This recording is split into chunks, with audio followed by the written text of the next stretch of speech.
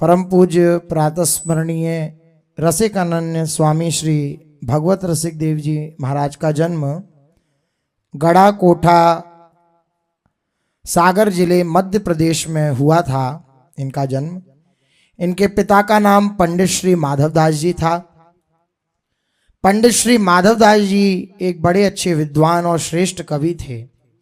पंडित माधवदास जी के दो पुत्र थे। बड़े पुत्र का नाम रामदास और छोटे पुत्र का नाम भगवती प्रसाद। भगवती प्रसाद जी का जन्म विक्रम संवत्सर 1790 की वैशाख शुक्ल तीज अक्षय तृतीया को मध्याह्न में हुआ था। स्वामी श्री ललित मोहिनी देव जी विक्रम संवत्सर 1806 में बुंदेलखंड का भ्रमण करते हुए गड़ा कोठा पधारे। उनके त्याग, वैराग्य, भक्ति, ज्ञान की चर्चा सुनकर पंडित माधवदास जी बहुत प्रभावित हुए और उन्होंने अपने प्रिय पुत्र भगवती प्रसाद जी को उनके चरणों में समर्पित कर दिया। भगवती प्रसाद जी की आयु उस समय लगभग 16 वर्ष की थी।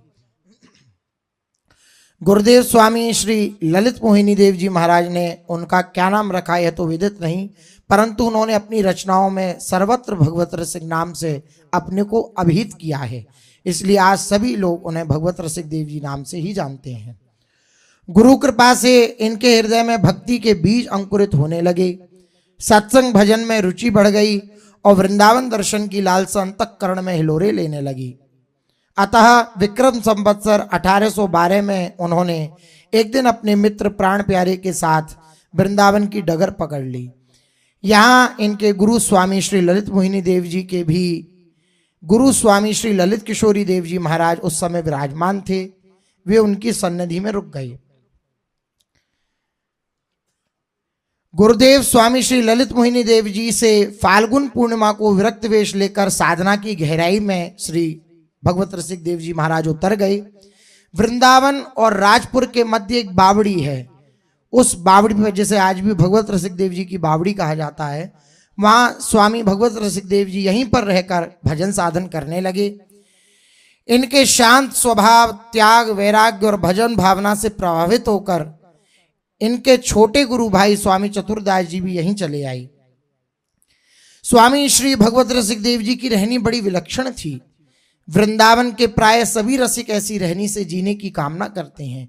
उनकी रहनी का संकेत करते हुए श्री बिहारी वल्लभ जी कहते हैं कि वे श्यामा कुंज बिहारी का नाम निरंतर जपते रहते, प्रतिदिन यमुना स्नान करते और यमुना जल ही पीते।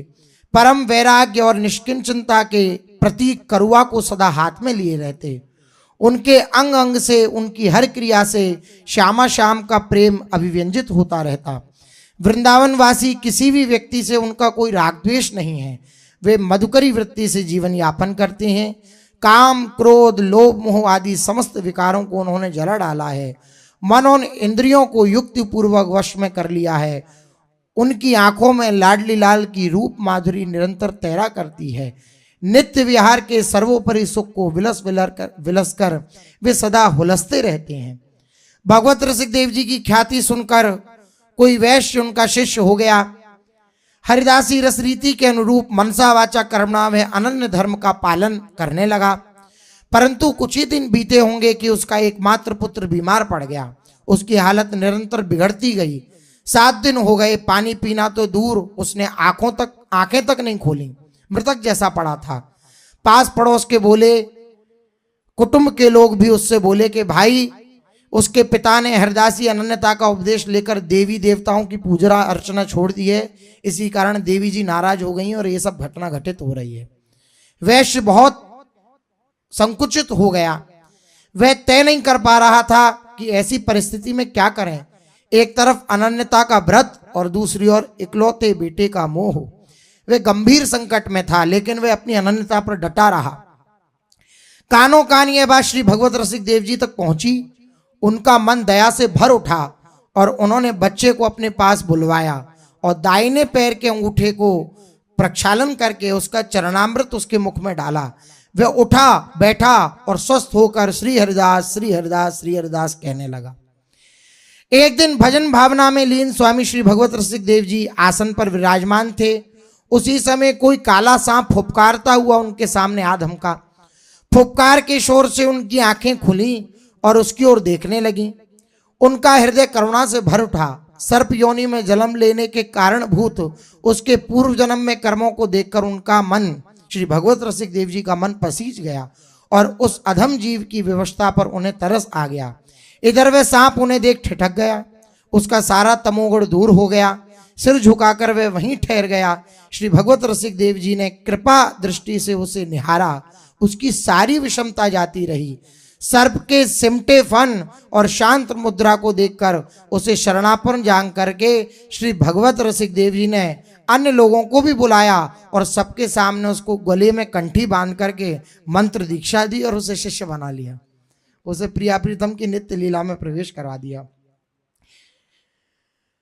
विक्रम संवत्सर 1858 में स्वामी श्री ललित मोहिनी देव जी महाराज की निकुंज प्राप्ति के पश्चात तटीय स्थान की गद्दी पर आचार्य स्वरूप से विराजने हेतु प्रार्थना करने के लिए कुछ संतों को भगवत रसिक देव जी के पास भेजा गया था, जो भगवत रसिक देव जी पूज्य गुरुदेव भगवान की रुचि के लिए, उनके आदेश का पालन करने के लिए प्रयागराज में जाकर निवास करने लगे थे।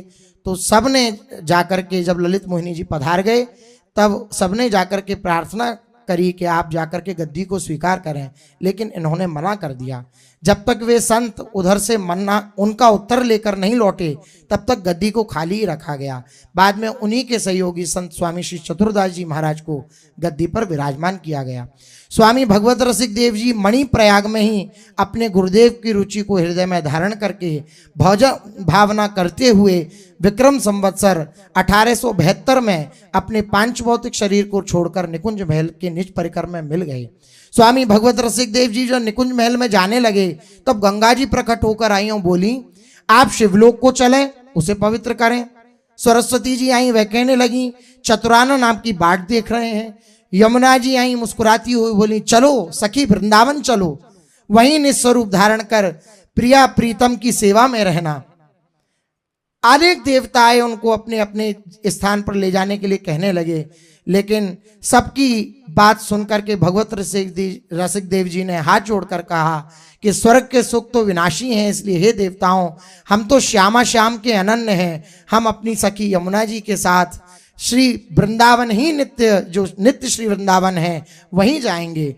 और ऐसी मान्यता है कि प्रयागराज में श्री यमुना जी में जब श्री भगवत रसिक देव जी विराजमान हुए तो यमुना जी की धारा में उल्टा शरीर उनका वृंदावन की ओर प्रस्थान करने लगा।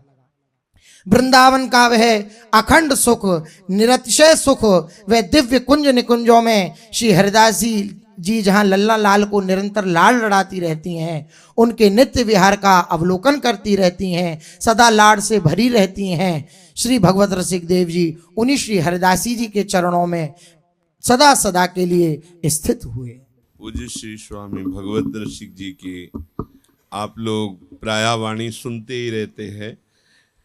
सत्संग में कभी कभी भले चूक जाए नहीं, कोई न कोई बात इन महापुरुष की आती ही है। नित्य विहार रस में प्यारी जू के 16 श्रृंगार का वर्णन किया जाता है, तो भगवत रसिक जी से वर्णन कर रहे हैं। सुचिताशील स्नेह गति, चितवन हास विलास, कचगूथन सीमंत शुभ, भाल तिलक सुखरास, भाल तिलक सुखरास, द्रगन अंजन अति सोहे, बीरी बदन सुदेश, चिबुक मसिकन मन मोहे, चिबुक मुसिकन मन मोहे, जावक मेहंदी अंगराग, भगवत नित रुचिता, ये 16 श्रृंगार मुख्यता में बर सुचिता। प्यारी जू के 16 श्रृंगार, पहला है सुचिता, अंग प्रत्यंग अत्यंत सौंदर्य समुद्र, कोई भी अंग किसी भी तरह की उसमें दोष वृत्ति नहीं, निर्दोष सौंदर्यता सुघड़ता अंग अंग की। दूसरा स्वभाव अत्यंत करुणामय दयामय, अत्यंत उदार स्वभाव। तीसरा स्नेह, प्रेम की साक्षात मूर्ति, सांद्रानंद घन प्रेम मूर्ति किशोरी। चौथा चाल अद्भुत, लालजू प्रियाजू की चाल देखकर मुग्ध हो जाते हैं। पांचवा चितवन, अद्भुत चितवन, यस्याः कटाक्ष सर्पात विमूर्छितस्य ताम राधिकाम परिचरामि कदारसेन। छठवां, हास परिहास की चतुरता, सखियों के साथ, लालजू के साथ क्षण क्षण में हास परिहास करके आनंदित होना स्वामिनी जी का। सातवां, अद्भुत रास विलास, अद्भुत प्रेम विलास, अद्भुत शैया विलास, अद्भुत कुंज कुंज बीथियों में वन विहार, अद्भुत यमुना विहार, ये प्यारी जू की विविध प्रकार की विलास लीलाएं। आठवां, वेणी जू, वेणी गुंथन। नवां, सजी हुई मांग। दसवां, भाल पर सुखों की राशि स्वरूप सुंदर तिलक रचना। 11वां, आंखों में अतिशय शोभावर्धक अंजन। 12वां, मुख में पान की बीटिका। 13वां, सुंदर चिबुक पर मनोमुग्धकारी श्याम बिंदु। 14वां, श्री चरणों में महावर। 15वां, हाथों में मेहंदी। 16वां, अंग अंग में रुचिर अंगराग। ये किशोरी जू के स्वाभाविक सहज मुख्य 16 श्रृंगार हैं। नूपुर बिछिया किंकिनी नीबी बंधन सोए, कर मुंदरी कंकन बलय बाजू बंद भुज दोए। बाजू बंद भुज दोए कंठ श्री दुलरी राजय, नासा बेसर सुभग श्रवण ताटंक विराजय। भगवत बैना भाल मांग मोतिन गो ऊपर, द्वादश भूषण अंग नित्य प्यारी पग नूपुर। ये श्री स्वामिनी जी के 12 श्रीअंग में विराजमान आभूषण हैं। श्री चरणों में पायजेब। दूसरा, अंगुलियों में बिछुआ। तीसरा, कमर में अद्भुत करधनी। चौथा, दोनों हाथों में रंग बिरंगी अंगूठियां। 5वां, अद्भुत कंगन। 6वां, बहुत ही कोमल चूड़ियां रंग बिरंगी। 7वां, दोनों भुजाओं में अद्भुत बाजूबंद। गले में 8वां, दुलरी कंठश्री। 9वां, नाक में सुंदर बेसर।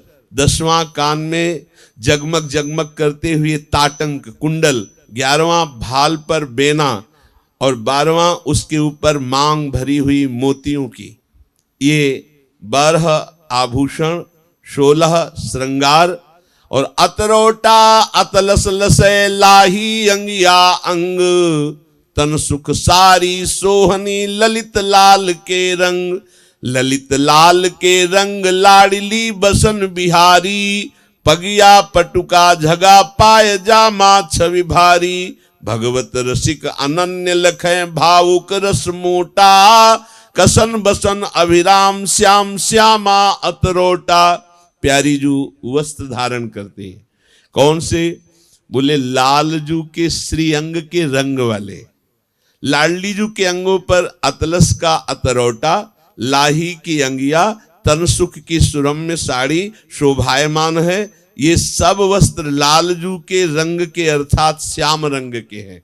श्याम ही कंचुकी, श्याम ही अतरौटा, श्याम ही सुंदर सुरम्य साड़ी धारण किए हुए है।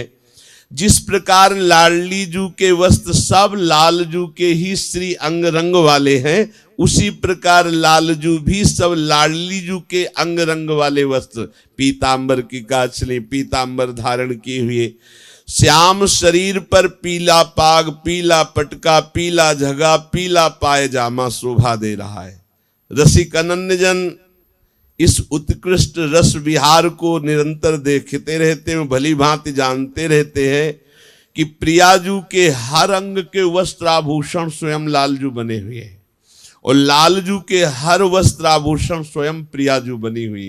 ये एक दूसरे के वस्त्र आभूषण भी यही, एक दूसरे के प्राण भी यही, एक दूसरे के मन भी यही है। बाजे बजत बिहार में सहज सुहाए अंग, बीणा बेणु मृदंग ढप झांझ रबाब उपंग। झांझ रबाब उपंग सरस सुर मंडल देखो, सारंगी सुख राशि मंजीरा मृदुल विशेखो। राग रागनी उपज सप्त सुर सहित समाजे, भगवत रसिक अनन्य भेद जानत को बाजे।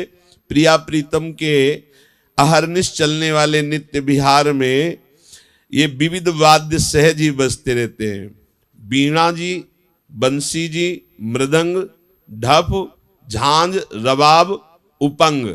सरस स्वर मंडल में ये वाद्यों का बहुत मृदु स्वर सुनाई देता है। प्रियालाल के मध्य में जो वाद्य बजते हैं वो सब मधुर स्वर वाले बजते हैं। बीणा, बंसी, मृदंग, ढप, झांझ, रबाब, उपंग और सारंगी तो सुख राशि की वर्षा करती है, और मंजीरे की ध्वनि तो अत्यंत कोमल और मनोमोहक होती है। ये विचित्र वाद्य सब सप्त स्वर में बजते हैं, अनंत राग रागिनियों में बजते हैं, अनंत राग रागिनियों में गायन होता है। भगवत रसिक जी कहते हैं कोई रसिक अनन्य ही इन वाद्यों का रहस्य समझता है। नित मेरो लालन नित ही लली, नित्य बिहार नित्य वृंदावन, नित नए कौतुक करही अली। नित मेरो लालन नित ही लली, नित नए श्याम होत है श्यामा, नित नई श्यामा श्याम छली। नित नयो नेह नित्य नयो जोबन, नित नयो तौल नवल नवली। नित मेरो लालन नित ही लली। हमारे श्री वृंदावन नित्य बिहार में सब कुछ नित्य और सब कुछ नया होता है, प्रतिपल निरंतर नित्य नया। यहाँ पहले कभी देखा वो नहीं दिखाई देगा। अबहीं और वृंदावन, अबहीं और प्रिया, अबहीं और लाल, अबहीं और हर लीला। श्री भगवत ऋषि जी कहते हैं हमारे लाल जो नित्य नवीन है तो हमारी लाडली जो भी नित्य नवीन है। इन दोनों का नित्य बिहार भी नित्य नवीन है और वृंदावन भी नित्य नवीन है। जो नित्य है वही नवीन है, बड़ा अद्भुत। यहाँ का प्रेम भी नित्य नवीन है, यहाँ की सहेलियां भी नित्य नवीन लाड़ के द्वारा प्रिया प्रीतम को सुख पहुंचाती रहती हैं। तो नित्य नए श्याम नित्य नई श्यामा, पहले पहचान वाले नहीं है, इसीलिए आज तक पहचान नहीं होती। दोनों लाडली लाल एक ही जगह विराजमान है, आज तक प्रिया प्रीतम की पहचान नहीं हुई। दो आदिनांत विहार करें तो लाल प्रिया में भई ना चिन्हारी।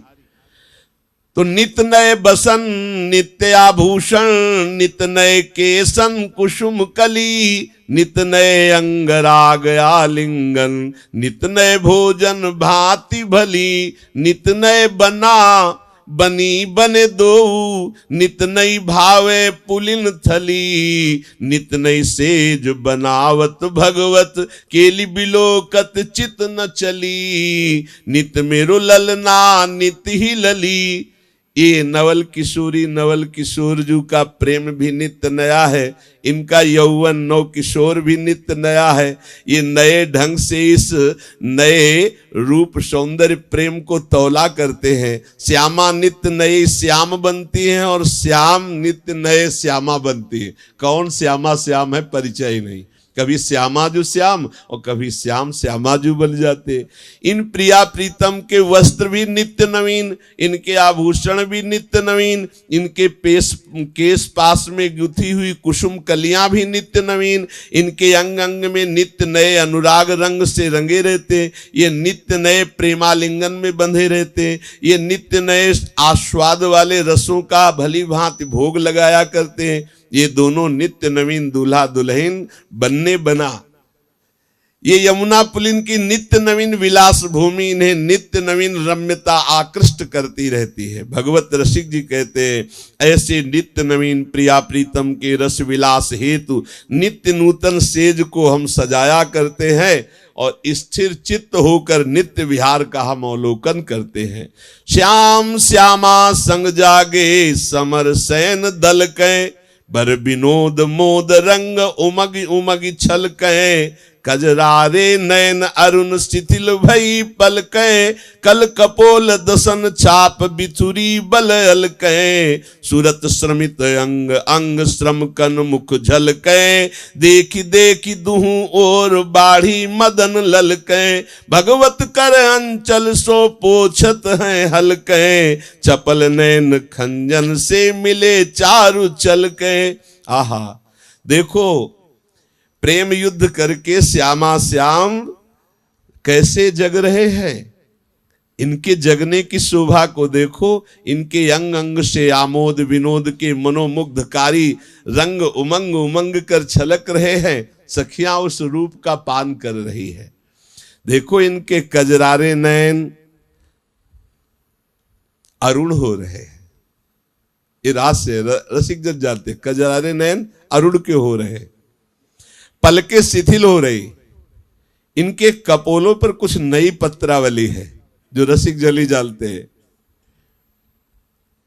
अपनी बात वो सो कही भामिनी, औंगी मोंगी रहत गर्भ की माती। हाँ तो सो कहत हारी सुनी राधिका प्यारी, निसी को रंग क्यों न कहत ल जाती। गलित कुसुम बेनी सुनरी सारंग नैनी, छूटी लटे अचरा बदत अलसाती। अधर निरंग रंग रच्योरी कपोलल।